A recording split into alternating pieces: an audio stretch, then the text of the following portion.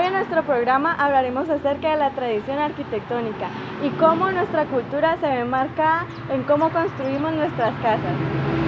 La forma, la estética y la función determinan cómo realizar la construcción.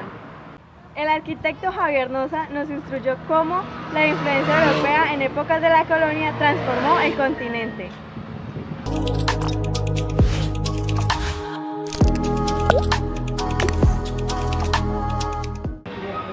Bueno, cuéntanos quién es Javier Noza, cuál ha sido tu trayectoria profesional y cuáles han sido tus proyectos o trabajos en los que has participado.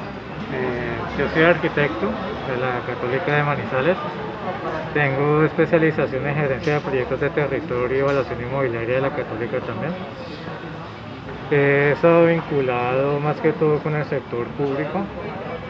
Inicié haciendo unos proyectos para la Unidad Central del Valle del Cauca, donde inicié mi trayectoria profesional.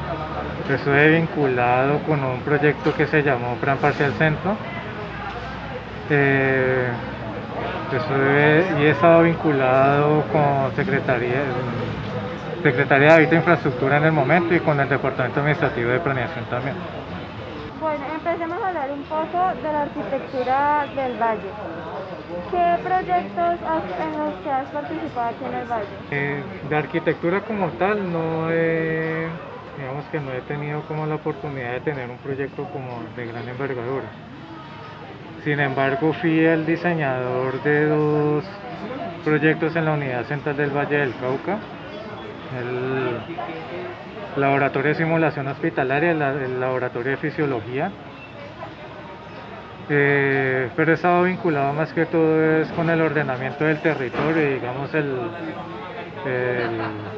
todo lo que tiene que ver digamos con la parte de planeación y planificación del territorio y por ende pues de la arquitectura. ¿Qué influencia tuvo Europa en la arquitectura de nuestra región? Empezando que nosotros fuimos colonizados por europeos, ahí viene algo que se llama la Carta de Indias, que es el primer postulado de urbanismo, digamos, en Latinoamérica. Prueba de ello es que mira que casi todas las ciudades de Colombia en su centro es una retícula, y eso hace parte de los postulados que estaban en su momento. Y ya después en la época de la República, cuando ya pues Colombia pasa a ser una república, toda la influencia que viene de los libertadores, que pues tú sabes de que todos estudiaron en Francia, España, toda esa arquitectura vino con ellos. Entonces ahí podemos ver centros históricos de tipo de Monpós, Manizales, donde se puede reflejar una arquitectura bastante interesante desde la parte patrimonial. Y yo diría que son los grandes ejemplos de ese tipo de arquitectura, ¿no? Pues está también Cartagena, la Candelaria de Bogotá. Todos esos sitios hacen parte de toda esa historia, de toda esa memoria arquitectónica y urbana que trajo consigo, digamos, todas estas personas que tuvieron la oportunidad de estudiar en Europa y que vinieron con esos conocimientos. ¿Y qué características tenía esta arquitectura? La arquitectura colonial tenía unas características muy diferentes a lo que es la republicana. La colonial es más simple, es más sencilla, tiene una composición muy armónica, pero es muy sencilla. Un caso de ello, por ejemplo, lo tenemos aquí en Tuluá donde está el Linder. Ese edificio es de carácter colonial, entonces lo podemos ver, es totalmente sencillo, no tiene ornamentaciones, pero cuando uno ingresa, uno empieza a dimensionar el espacio como tal. Entonces uno encuentra grandes patios, donde se hacía grandes jardines, puentes, donde esa cultura que viene precisamente de Europa de la hora del té, que es un reflejo más digamos inglés, aquí en Colombia se replicaba y se hacía de esa forma. Entonces uno ve digamos, esos grandes patios que estaban en las famosas quintas. Ya la republicana es mucho más ornamentada. Digamos que sigue manteniendo una composición casi que musical. Es una composición que muchos estudiosos en su momento la comparaban con composiciones musicales porque tenían unos ritmos, y cuando uno la va a ver, la ornamentación es mucho más, digamos, orgánica. Las escaleras, las barandillas tenían sus adornos, los pisos eran muy adornados. Digamos, las texturas de los techos también eran bastante adornadas, se usaban los vitrales, pero mantenía, digamos, el mismo tema, el tema del patio central, por ejemplo, que en su momento, digamos, no era para tomar el té, sino que era para tomar chocolate. En su momento el chocolate era, digamos, la bebida de los ricos. Entonces, digamos que el chocolate era el punto o la excusa de reunión en determinadas horas de las grandes, digamos, de las altas burguesías. Tenemos claro que anteriormente se utilizaba mucho el bareque para construir las casas. Aparte del bareque, ¿qué otros materiales se podía utilizar? No, realmente ese era, digamos, como el material, digamos, predilecto, porque pues era el material que estaba a disposición. El material que estaba ahí era pues una tierra con mezclas de algunos elementos que se compactaban y generaban eran la misma estructura los muros eran la estructura como tal. Entonces, digamos que no es, eran recursos que en su momento, como en todas las historias de la arquitectura, eran implementados. Los griegos usaban la piedra, los romanos usaron la piedra y una argamasa que era muy parecido al cemento. El Renacimiento vuelve y retoma algunas cosas, la parte gótica era la piedra. Entonces, digamos que dependiendo de la historia de la arquitectura, era que se empleaba, digamos, ese tipo de materiales. Uno puede ver, por ejemplo, la arquitectura de los arhuacas, los que están en la Sierra Nevada de Santa Marta. Son bastante buenos en ese tipo de arquitectura. Saben bastante, digamos, de la modulación del espacio y cómo es el tema estructural, digámoslo así, el tema del bareque.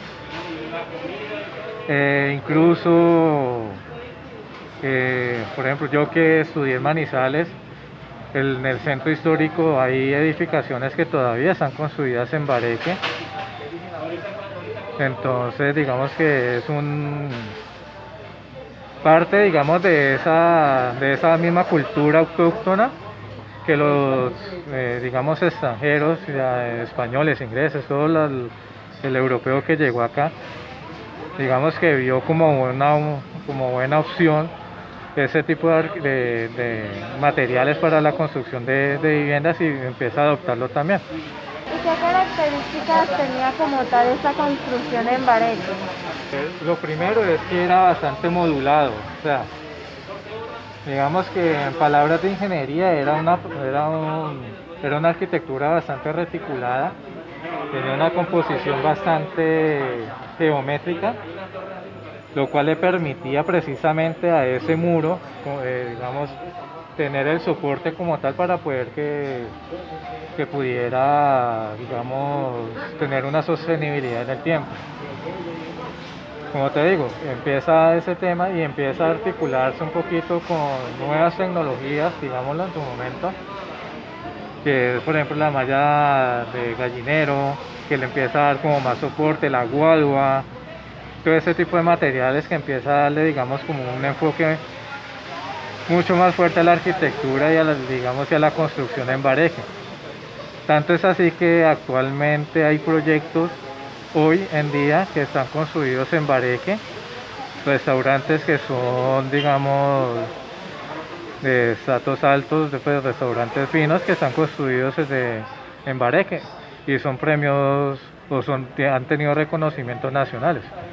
Ya avanzando un poco, ¿cómo se dio la transición en bareque al ladrillo? Realmente esa transición, digamos que empieza un poco con la arquitectura, digamos, moderna, o sea, más o menos en 1900, inicios del, del siglo de los 1900. Y ello se da bajo el concepto de que el ladrillo es un elemento que le da, digamos, un soporte muchísimo más a las construcciones, y digamos que le da un margen de durabilidad mucho más alto que digamos que le podía dar el bareque. Entonces, digamos que empieza, digamos, ese nuevo concepto de construcción, esa nueva ideología, y empieza a utilizarse ese tipo de material.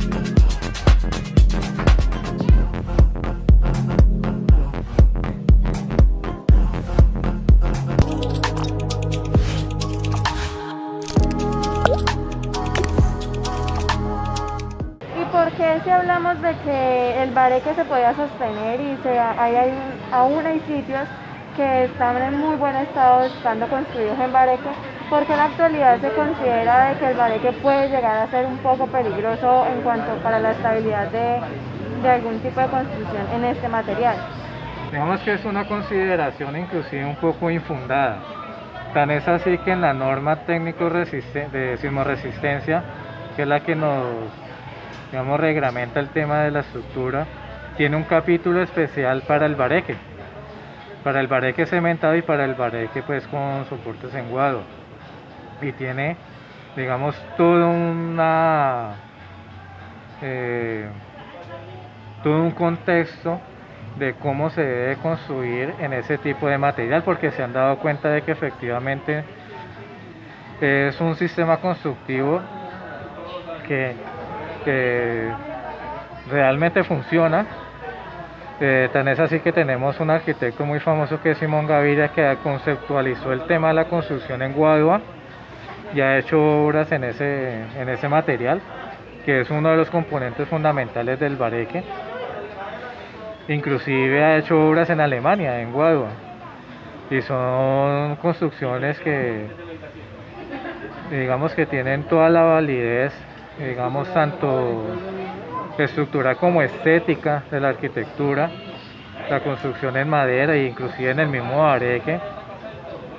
Digamos que lo que pasó fue que la misma transición en los materiales de construcción hizo de que la persona empezara a crearse el imaginario de que el bareque de pronto ya había dejado de funcionar como tal, y que, digamos, el nuevo modelo del ladrillo y el cemento era lo que realmente le daba mucho más soporte. Pero es simplemente un imaginario, vuelvo y te digo, y como te repito, inclusive la misma norma establece un capítulo completo para ese tema del bareque. ¿Qué características tienen las construcciones modernas? Eso depende mucho del punto de vista arquitectónico. Hay arquitectos que se enfocan mucho en la estética, hay otros que se enfocan mucho en la función del edificio. Son dos conceptos que se instauraron como tal en la arquitectura moderna, y digamos que yo soy un poco más de la parte funcional que de la parte estética. No queriendo decir que la estética pase a un segundo plano y que deje de importar y que no se realice. Simplemente que le doy más importancia, digamos, a la función del edificio. La arquitectura desde el principio del arte, como arte mismo, es subjetiva. Entonces digamos que dependiendo del punto de vista del arquitecto, se podría decir infinidad de puntos que uno podía caracterizar como arquitectura moderna y sus características. Entonces, claro, hay unos que les gusta, digamos, la extravagancia, hay otros que les gusta la simpleza, los colores neutrales, materiales naturales, hay otros que les gusta más los grandes ventanales, hay otros que no les gustan los ventanales, sino que mostrar un mole de cemento. Entonces, digamos que la arquitectura en ese sentido del concepto moderno y posmoderno, entonces digamos que es bastante subjetivo darte unas características muy, digamos, muy específicas, a diferencia, por ejemplo, de la arquitectura republicana, que sí tenía unas características muy fundamentadas y que se replicaban en casi que todas las edificaciones. ¿En la arquitectura actual se ve encaminada solamente a las construcciones verticales o también a las horizontales? Bueno, eso depende mucho del territorio, depende mucho de la ciudad. Indiscutiblemente, casi que todas las ciudades van por el mismo crecimiento y desarrollo del territorio, empiezan a haber un enfoque hacia la ciudad vertical. Pero hay ciudades, como por ejemplo las ciudades de segunda categoría, por ejemplo Tuluá, Palmira, Cartago, por decirlo, las de acá, las del Valle del Cauca, ciudades pequeñas, Bogotá Grande, Andalucía, San Pedro, que todavía, digamos, cuentan con características territoriales de mantener una ciudad horizontal, no tanto vertical como lo puede tener, por ejemplo, Cali. Cali ya es una ciudad que combina los dos, pero que está enfocándose bastante en el tema horizontal. Por ejemplo, Bogotá también, Medellín, las grandes urbes están enfocadas a ese tema porque el contexto del territorio es muy diferente. Entonces, digamos que en ese momentico, digamos, el concepto como tal del modelo del territorio es muy importante. Por ejemplo, en el municipio de Tuluá, que es donde trabajo y donde conozco, lo ideal sería la combinación de los dos. Tratar de mantener una horizontalidad, pero tener unas zonas donde se pueda hacer una verticalización de la arquitectura y darle potencial en el mismo recurso del suelo.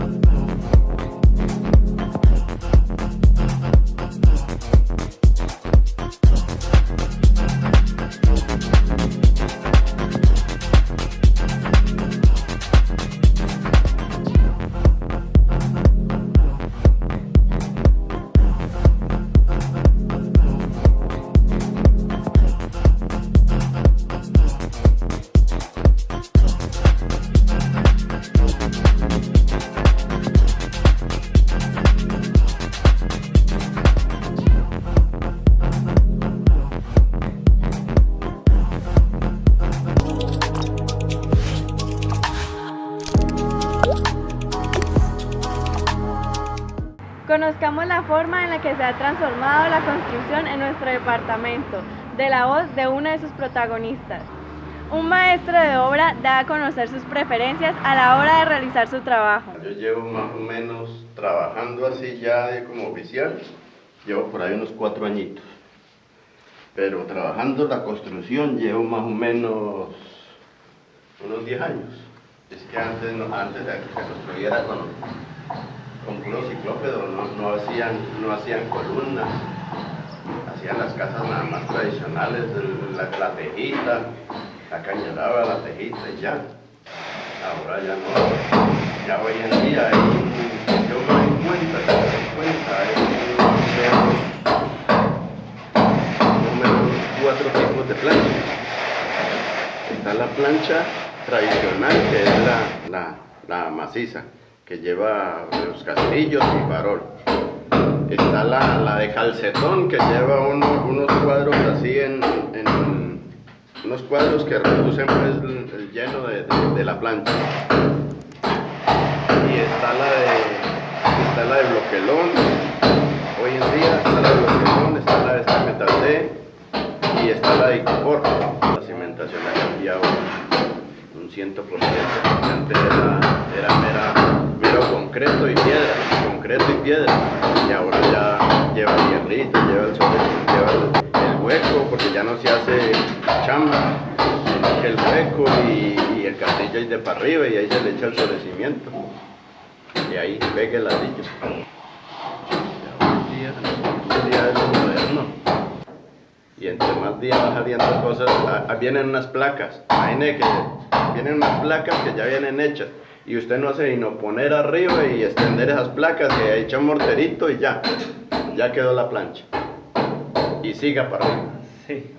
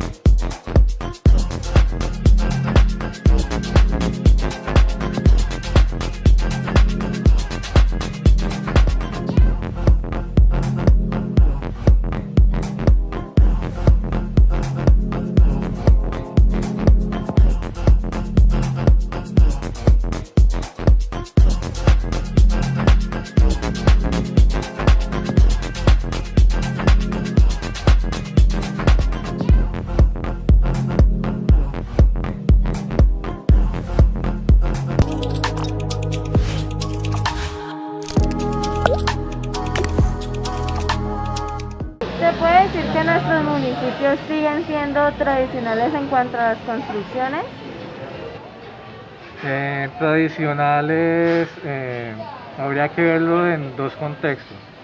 Uno desde la misma arquitectura tradicional, o digamos de la arquitectura que viene de muchos años atrás, y la otra sería desde el mismo imaginario urbano, que es lo que hablábamos ahora de la ciudad horizontal.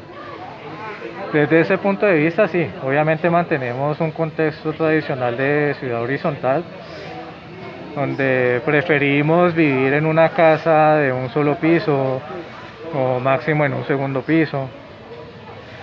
Pero indiscutiblemente el concepto de la arquitectura tradicional sí definitivamente cambió muchísimo. Tan es así que uno se pone a ver, digamos, por ejemplo, Barrio Salesiano. Barrio Salesiano es uno de los barrios que tiene, digamos, una historia urbana y arquitectónica, donde había grandes casas, donde había casas con grandes patios, mantenían ese concepto, pero que tú vas a ver ha cambiado totalmente. Ya acá son muy poquiticas las casas que conservan ese modelo de patio grande interno, ya sea en la mitad o al final. Entonces digamos que desde ese sentido sí ha cambiado bastante ese concepto. Ya para ir terminando, ¿qué opinión puedes ofrecer acerca de las nuevas construcciones de casas prefabricadas?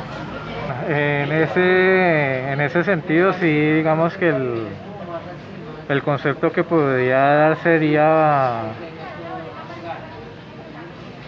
digamos, no podría dar un concepto, digamos, detallado, porque primero nunca lo he trabajado, y segundo, digamos que no he tenido la oportunidad de conocerlo como a fondo, digamos, desde el concepto de sismorresistencia, desde el concepto mismo de que aguante, digamos, grandes vientos o lluvias bastante fuertes.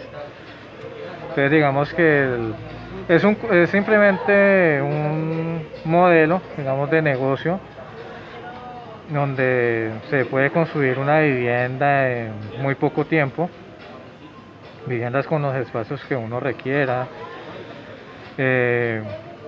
Hay unas técnicas que sí he conocido y que parecen bastante interesantes, que una es la utilización de bloques hechos en plástico, que son como unos armatodos, unos legos. Hay otros que son unas impresoras 3D en concreto, que pueden hacer una casa en muy pocos días. Pero digamos que no he tenido, digamos, como la oportunidad de de conocerlos porque tampoco es una, digamos, una arquitectura que esté bastante afianzada en el mercado de la construcción. En este momento todavía se sigue conservando el tema de, digamos, de la construcción en los materiales, pues, digamos, ahorita tradicionales, que columnas, vigas, ladrillo, ese tipo de materiales, pero no, pues, digamos que hay que no haya un fuerte sector, pues, que esté, digamos, apropiado de una construcción hecha en materiales prefabricados. Bueno, ya para dar cierre a nuestra charla, ¿nos puede brindar un mensaje a la comunidad para que no dejen perder la tradición y la cultura vallecaucana? Es muy importante, digamos, en este momento hacer una diferenciación. Una cosa es el patrimonio material y otra cosa es el patrimonio inmaterial. Los dos son bastante asertivos dentro de una sociedad, porque son los elementos que conservan la memoria de la misma comunidad, tanto desde el urbanismo como la arquitectura, como desde lo inmaterial, como lo puede ser, por ejemplo, la feria de Tuluá, el pan de bono, la empanada, el trasnochado, champús, el sancocho, todo ese tipo de elementos que en últimas constituyen realmente la cultura vallecaucana. Y es muy importante tener muy presente dentro de todas las mentes de los que habitamos el Valle del Cauca, no dejar morir ese tipo de patrimonio que nos identifica. Por ejemplo, cuando yo llegué a Manizales, inmediatamente me identificaron por digamos, por el famoso vocablo del B. Ese es una palabra que es vallecaucana, independientemente de que a algunos les guste, a algunos no les guste, pero es algo que nos refleja y somos nosotros.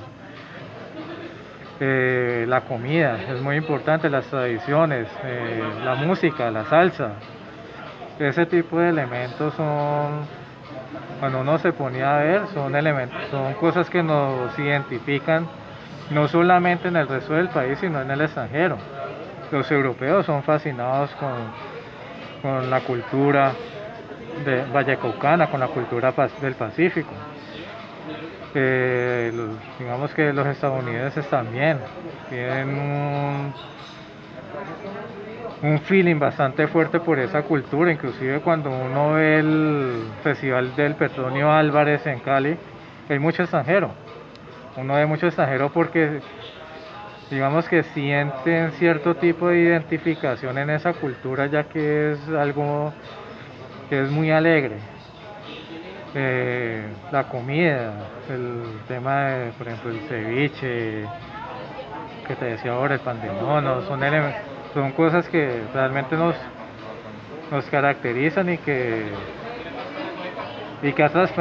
ha trascendido, digamos, las fronteras. Entonces, digamos que el llamado es precisamente a no dejar morir ese tipo de cosas, a que sintamos de que nosotros somos vallecaucanos, sentirnos orgullosos de ser vallecaucanos, de sentirnos orgullosos de ser tulueños y no darnos miedo de expresar ese tipo de cosas cuando estamos fuera del territorio vallecaucano. Bueno, muchísimas gracias por estar hoy con nosotros y apoyar nuestro proyecto de Esencia Vallecaucana. No, ustedes con muchísimo gusto, muchísimas gracias por el espacio. Y nada, aquí estamos para otra oportunidad.